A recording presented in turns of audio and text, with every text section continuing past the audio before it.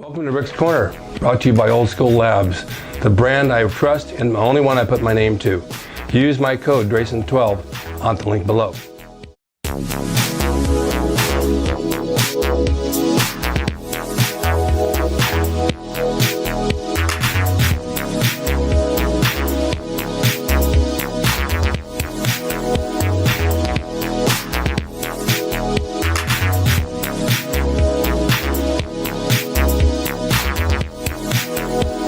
Welcome to Rick's Corner. The man, the myth, the legend. Now on with the show. Okay, I'm sorry, we had a glitch in the camera for a minute. My cameraman just had a heart attack and passed out. Never mind him, as long as the camera's working again. Yeah, exactly. So what I'm saying, they held the dumbbell overhead and they would get up and sit down, get up and sit down. Now, I don't know what that does, but to me it looks awfully dangerous and not fun at all. Yeah. Well, I mean, it's just one of the kettlebell routines they do. And I am like you in terms of thinking, you know, this is learning, teaching you how to have a skill that you'll never be able to apply in day-to-day life. Also, would you sit on the floor, flat floor, on your butt, with a barbell on your hand, doing seated presses, sitting on the floor? I would not. I would not either. And when I'm watching this trainer do this, and I was telling somebody, there goes the guy's back and his neck and his shoulders and everything else. He's got no support at all behind him. Mm-hmm. And then they said, well, it's working the core. I never heard of a core other than the core of an apple. So it's all stupid stuff. It gets back down to basics. When you go back down to the powerlifting, the squat, deadlift, and the bench press, and then you incorporate curls and triceps and things that go into it, basic exercises, then you're building your body. But this stupid thing that they have them doing nowadays with these trainers, I'm a certified trainer. Well, good for you. I trained people for years. I was never certified. I just went by knowledge I picked up over the years. Right. And got results. Right. Certified doesn't mean shit. Well, and they're part of a money machine, part of a marketing machine. Mm-hmm. They are trying to make a living. They're trying to pay their rent. Yeah. And the industry is telling them that if they teach these things, they won't be able to pay their rent. Yeah, but the competition's fierce. You mean so many trainers? Oh my God, yes. Yeah.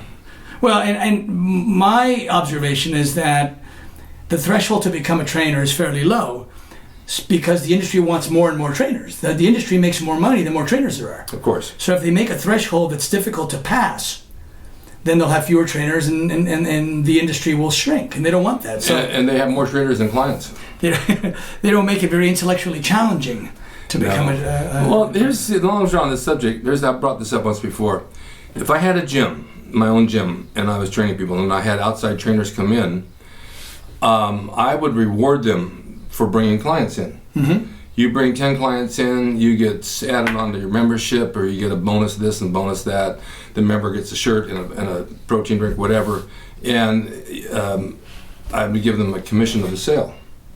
Today, they want to charge you as a trainer to bring clients in. Why would I charge somebody to train in my gym and train a person when they're both members and paying membership anyway? You know, you brought that member in, he's like a car salesman. He's buying the product, you get a commission. Makes sense to me. Well, that is one of the arguments that is made. I don't entirely agree, but I don't entirely disagree either. When I had my gym, I had people saying the same thing. Look, I'm a trainer, I'm a member of your gym, that person's a member, they're a member of the gym. You know, what difference does it make to you that they're paying me? Mm-hmm. And the difference is that, you know, they're making a living, and they, just like all of us, we have to have overhead.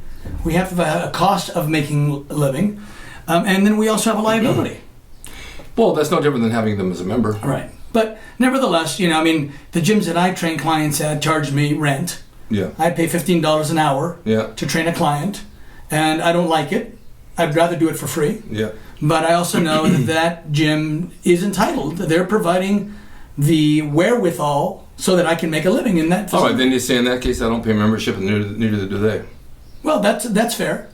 I don't pay membership at these gyms. Well, these people do. And actually, in the case of my clients, they don't pay membership either. The $15 that I pay on their behalf covers their use of the gym. Now, if they want to come in when I'm not there, then they have to buy a membership. That's not normal case, though. Normally, they buy membership. Yeah. And it's just a matter of greed. You're making money on my gym. I want part of it. Well, you're getting part of it because I paid you for my membership. They paid you for their membership. And I'm training them through a workout, and they'll come back every time and buy protein drinks and supplements and pro shop stuff. You're going to make a lot of money. Mm-hmm. And so if this is the case, then they should give that trainer, or myself, which I'm not the trainer, some sort of a commission for bringing the clients in. You go down the street here, you see 20 salesmen standing out in front of the car lot. they're not out there paying to be there. They're waiting to get a commission for selling a car. Because they're going to make a sale, the company's going to get rich, and they're going to give them a certain percent for selling it. I look at it that way. Right. You'd get a lot more people in your gym if you did that. But that's the way I'll tell you, gyms have a hard time surviving economically these days. I know they do. In fact, I would go so far as to say without the personal training dues that they collect, they probably wouldn't survive. Too many of them. Yeah. And there's too many deals, like with, with LA Fitness and 24 Hour and all that. It's like, some are like $10 a month. Well, I mean, the chain gyms, for the most part, don't let you train clients there unless you're an employee. Yeah. Right? So the independent training only happens in these gyms that are dedicated to personal training. It's true. And they wouldn't survive without those dollars. It's too bad. But getting back to when I began and when people began training and you get that first pump, I think when you get that first pump of doing curls and triceps, because I had a friend of mine in Bakersfield that just did it. I gave him a routine yesterday for tries and buys. He said the pump was crazy. I said those pumps last for a while. And as you get older, they don't come back that easy. Right. But it does make you feel good, and you can see things happening before your eyes that... And you take for granted when it's happening, you think it's gonna happen for the rest of your life. Never. Doesn't quite happen as well. It happens, but it doesn't happen as well as it did when we were younger. Nothing lasts for the rest of your life. Well, and when we're younger, we're also much more resilient to injury. Yeah. Right? So we can do crazy things and we don't get injured. And if we do get injured, we heal. When you're older, it's not quite the same. No, it's hard. Which is why it's so important as you're older to really understand which exercises are optimally safe and which ones aren't. Right. You're going to change your whole routine around. Yeah.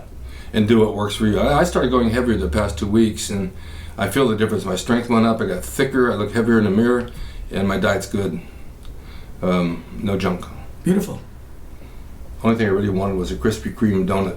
By the way, what do you mean when you say clean diet? Clean. No, but people say my diet's clean. I wash my food before I eat it. Yeah, right. I've noticed that a lot of people talk about eating clean, but that has a lot of different definitions. It has a lot of interpretations. When I say clean, I mean I'm right on with my beef, chicken, or fish, and a little bit of rice and a salad. Or some fruit. There's not any cake and sugar or anything white in there. No sugar. No. Right, and no junk food and no. Synthetic food, etc. No. That's what you mean by clean. I guess that's what I mean by clean. Yeah. Because it's very ambiguous. Can be. It doesn't specify whether you're restricting carbs or restricting fat. I don't know. I'm not a carb eater. I don't really like. I mean, I just can't force myself to sit and eat it. What about fat? Dietary fats. I eat fats. Yeah, good. I date fat girls. Yeah. Oh my God. Because there's more. You did have to go there. There's more to love. You did have to go there. Yeah. And, why be skimpy? They can always share their fat with me. Yeah. But it's just. And you can chew the fat. Chew the fat. And if you do that, I get a whale. I go up to Alaska and I chew the fat all night long. But it just the feeling that you have. I'm going back many, many years. I remember going to Minnesota to wrestle, and I got done with the tour, and I came back to Santa Monica. I kept my apartment. I went to Gold's Gym that night, and I worked arms, did seated concentration curls and tricep, one arms behind the head. And I remember that the two exercises together, my arms pumped up so big, I couldn't even bend them to get in my car to drive home. I've never had that feeling since. Right. It's amazing. Even if you do the same exercise. Why are you smiling at me? You like I'm just listening to this because it's interesting the way perspective changes. Yes, it is. Yeah, and that's why I said, if you did those exercises now, you wouldn't get the same feeling, which proves it isn't the exercises that made the feeling happen. It's the youth that made that feeling happen. It's also the sex. Yeah. It's not the same feeling. Okay. Depends on how you do it. I don't even go there.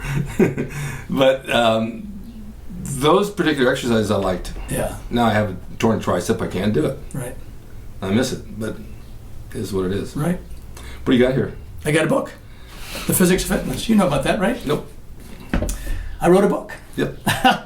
Over the years since I started working out from the age of 14, 15 years old, I had noticed that, certain exercises feel better than others, just like you were talking about certain exercises. Just like, same thing as women. And I started thinking at that age, 14, 15 years old, there must be something that these exercises that feel good all have in common.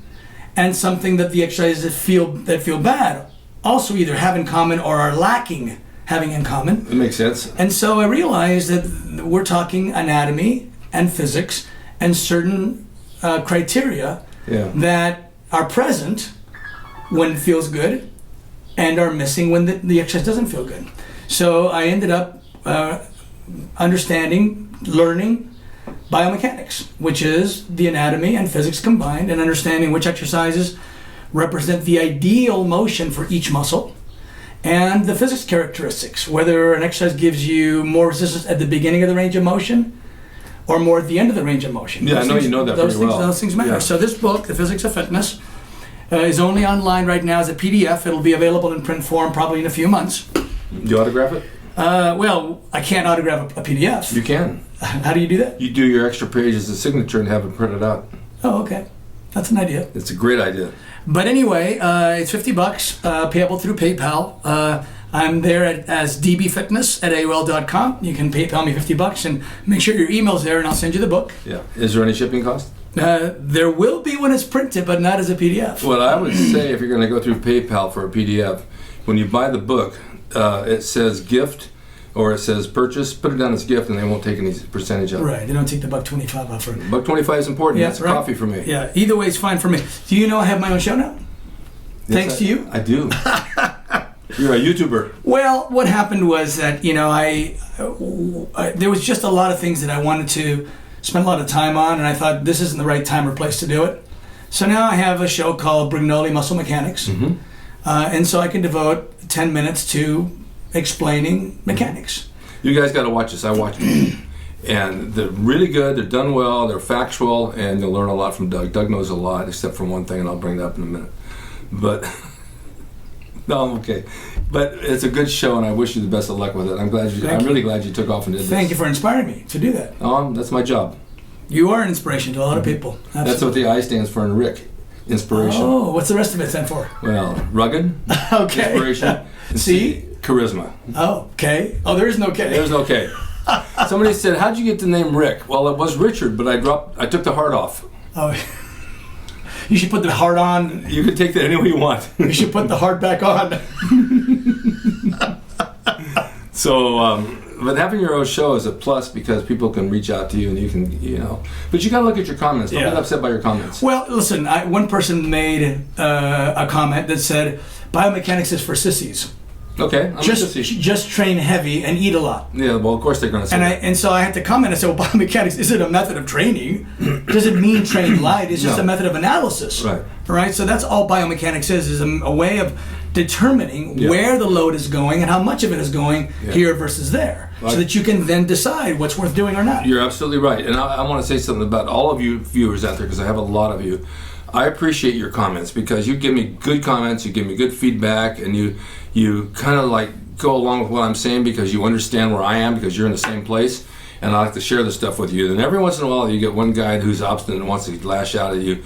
I want to reach to the screen and strangle him by the neck and hang him by his feet, because you're going to get one guy that's just not going to agree, and that was the guy probably in high school who got kicked out. Right. And he can't work out and doesn't have any body. There are people that give compliments, and there are people that ask legitimate questions. Oh, I love that. And then there's hecklers. Yeah. Then there's the person who doesn't really want information, nor does he want to compliment. What he wants to do is be heard by other people that are reading the comments. I delete him. You know what? He says to me, notice the sponsor at the head of the show. So? Yeah. What's wrong with that? Doesn't negate the message. Doesn't negate. You don't see commercials and sponsors on television shows when you watch them? Right, exactly. And on YouTube, I can do the very same thing. If you don't like it, don't watch it. That's all I say. I've gotten to the point in my life where I don't take crap off anybody. Yeah. You don't like it? Finally, you got to that point. Move on. Yeah. I watch too many Clint Eastwood movies. Oh. He's... Get off my lawn. Yeah. Get off my YouTube. Do you feel lucky? Yeah. This is your lucky day. Punk. Yeah. It's just, I'm just tired of people like this. The whole world is falling apart, and they're going to comment on something that's logical. If 10 comments underneath are really good, and you get this one, you know what? Go back to bed. Well, the truth is, a lot of people say a lot of things that aren't accurate, but it's not up to any one particular person to correct that. No. If you don't agree, just walk on by. Walk on by. You're not paying for it anyway. Right. It's free, man. Walk It's free. by. You just got a free lecture and a free meal and free if you advice. like it, say you like it. If you don't like it, walk on by. I won't charge you for this, so go by. See ya. I had a smoker's cough. You got to quit smoking. I don't smoke. But? It's from my neighbors. They smoke. Secondhand smoke. I think it's third hand. It's down the street. So what I was going to say, Doug. Yes, sir. Doug. You told the audience and people that the tricep kickbacks don't work. That they're not. No, I didn't say that. Yes. See, now you're guilty of your own thing. Yes, you are. Yes, you are. I didn't say what I said. It's not one of the better tricep exercises. Maybe not. But I'm limited because I have a torn tricep. Well, then you're an exception to the rule. I am an exception to the rule wherever I go. You do what you need to do because you've got to work around an issue. Yeah, but I do feel them. Well, I didn't say you wouldn't. Okay, I thought you said I wouldn't. No. What I said was that when you're doing a tricep kickback, you're getting zero resistance when the elbow is bent because the forearm is just hanging straight down. Makes sense, of course. But that's where your tricep is strongest. I see. So it doesn't make a lot of sense to get zero resistance where you're strongest. What if I walk around like that? And then don't you? I think I saw you walking around like this I the walk other around day. all the time. And then when you straighten the arm out, Yeah. when the tricep is contracted, that's technically where it's weakest. Okay. And yet when the forearm gets horizontal, that's when it's providing the most load to the muscle of the stage when it's weakest. So that's what I'm saying is the resistance curve is backward. Yeah. And it also invites this sort of swinging thing that you see a lot of people doing. Can you say that again? Combactly pleatwards? Excuse me? Combactly pleatwards. What was that backward? That was something backward. Completely backwards. Completely backwards. I just have been doing them for years, and I would go up to 65s. Yeah. Because I'm strong. And then I would do an incline bench, and I laid flat on the incline, and then do them this way on the incline, very slow. Yeah. And then I dropped down to about 30, 35s in this past year. And if I do them before any tricep movement at all, I get a terrific bump. Then I go to the push-downs. Right. The other thing I was saying too in that last video was that when you extend back like this, the tricep is loaded with a lever that is the length of your forearm.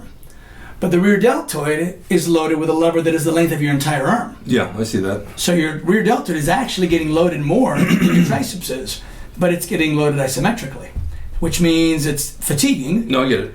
And there's a lot of load on it, but it's not really benefiting in terms of visible growth. So you'd be better off just doing skull crushers if you can. There's ways around that too. Yeah. I mean, I can do them. I haven't done them in a long time. But there's a tricep machine in the gym that you sit in. It has handles and go like this. Well, if you stand up, drop the handles, and you take your hand on the bar and go this way. Right. You know what else you could do? And skull crushers. You could do a version of a tricep pushdown where, let's say your hand is bent right here, right? And the cable, instead of coming from here, is coming from here. You're going to attach it to the top of my hand? So, well, you would hold onto a rope or something. No, I know. And so now you're going to get that early phase loading. You're going to get more resistance at the beginning because your forearm and the cable are perpendicular. And then it's going to lighten up as you extend. Whereas if you do this version, you're starting with neutral, right? Forearm and the cable are parallel to each other. That's zero. You're saying turn around. Yeah, exactly. Yeah, Turn yeah. around, face away from it. I did those yesterday. Yeah. You're absolutely right. And those are good. They're good. They're really good. And that's what biomechanics is. Understanding what works better, what works less good, and just eliminating the less good. Mm-hmm. If you had a pill, let's just say you had vitamin C. Don't ever touch me again, please. Let's just say you had vitamin C, and you had a 500 milligram vitamin C pill, and then you have 25 milligram vitamin C pill. Would you take a bunch of 25 milligrams, or would you just take the 500? Just take the more potent. Yeah, exactly. Right? So why not do the more potent exercise and just disregard the less potent exercise? I got one more thing I want to say before we close, because we're going like way into the bewitching hour. There was a guy in the gym, and I said this on my last video, because I watch, and you know, he's a character in the gym that doesn't get along with anybody, from what I hear. Now, I never really talked to him, but he was doing tricep pushdowns in front of me with a bar, and he's just throwing that weight around. Oh yeah, you see a lot of that. Just throwing it up and down. After he did about 5 sets, and I'm waiting for that, he puts a rope on and does the same thing. Oh yeah, right. Yeah, there's a mistaken belief that if you change your hand position, it's going to somehow hit your tricep differently. Then he took the rope off and put a handle on. Yeah, right. He did like 15 sets with it. And it's all the same thing. It's all the same The thing. tricep doesn't know that you've turned your hand around. Nope, not at all. Yeah, it's pulling on a little bone right here called the olecranon process. We do have 3 heads in the tricep. Yeah, but come on. But they're all 3 converge to the one single tendon, Exactly. and they all straighten the elbow the same way. Right. So Now you can make an argument that when you put your arm over your head, you're stretching the long head, which is one of the 3 heads. Yeah, I have a long head. But if you're doing a push down and you're changing the handle, it does no difference whatsoever. No, but he was just adamant this is what he's going to do, and that's the way it's going to go. Right. He looks mad, doesn't talk to anybody, he throws temper tantrums, and I wanted to say, look, if you just do this and this, and I doesn't get involved. Well, yeah, you don't have time. No one's paying you to do it. You don't know if he's going to be receptive. He might be a jerk about it. Yeah. And why take the time? I mean, I've learned the hard way. I used to offer advice in the gym, and I realized that first of all, without them knowing my background, this is meaningless. I'm just one more guy giving them advice, right? They probably had 20 guys giving them advice, and I'm just one of those 20 as far as they're concerned. They don't know what my background is. So I'm not going to start by saying, well, let me tell you what my background is, and then I'm going to give you unsolicited advice. Yeah. I have a lot of young guys come up to me who know me because I have that poster on the wall. Yeah. And they ask me advice, and I tell them they're like really grateful. They're really good. Well, if they know who you are and they respect you, that's one thing. But if they don't know you from Adam, then why bother? Adam's my oldest son. Really? Yeah. They do know me from Adam. Do they? That was a good one. Yeah, that's a good one. Very serendipitous. It's just that you see things and you want to say something, but I was thinking to myself, I can come into the gym and I can do tricep pushdowns that he did, and I can do 8 sets. Let's just say 8 sets and work my way up, pyramid up, and then pyramid down just a little bit, and I'll get a terrific tricep workout. I don't need to go anywhere else. Right.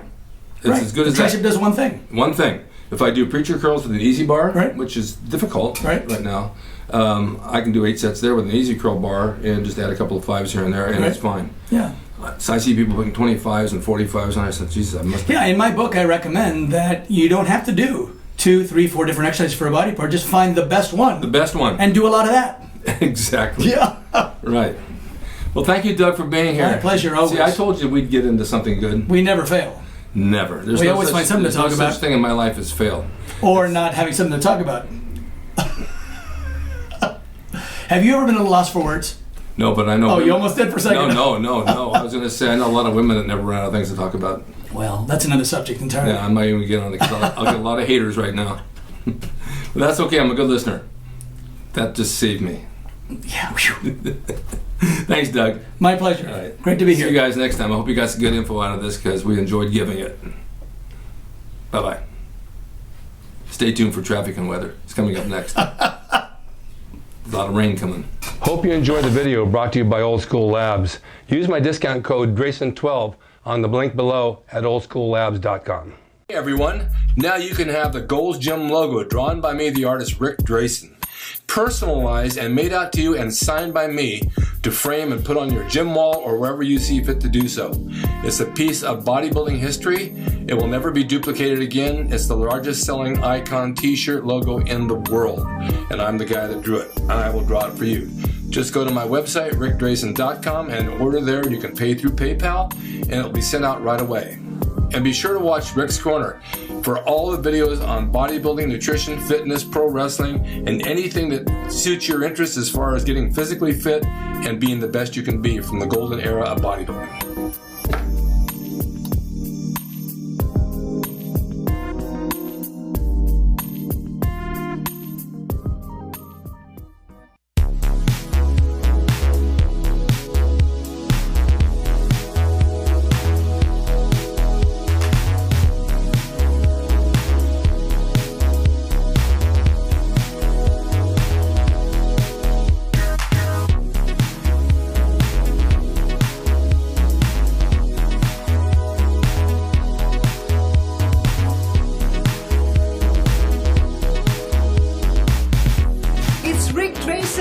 He's the equalizer, baby. See you next time.